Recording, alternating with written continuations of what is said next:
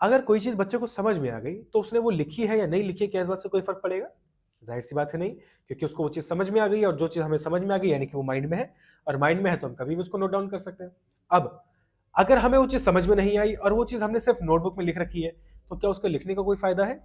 नहीं। क्यों? क्योंकि हमने पहला स्थान जो है वो नोटबुक को दिया, ना कि माइंड को दिया। हमने पहले वो चीज़ लिखने का प्रयास किया और क्योंकि हमने पहले वो बहुत सारा कुछ लिख लिया, अब इसीलिए हमारा मन भी नहीं करता कि हम उसको दोबारा उठा करके देखें।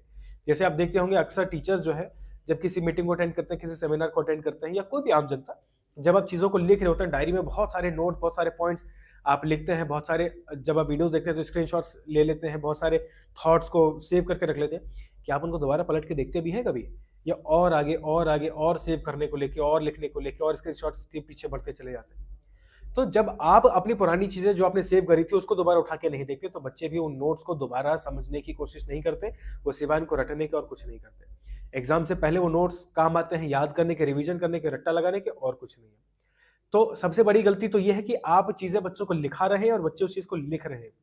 पहला काम माइंड को देना है, ना कि नोटबुक को देना है। अगर बच्चे को वो चीज़ समझ में आ गई, तो आपने भले ही क्लास वर्क में लिखाया हो या ना लिखाया हो, इस बात से कोई फ़र्क नहीं पड़ेगा क्योंकि बच्चा उसको स्वतः लिख सकता है।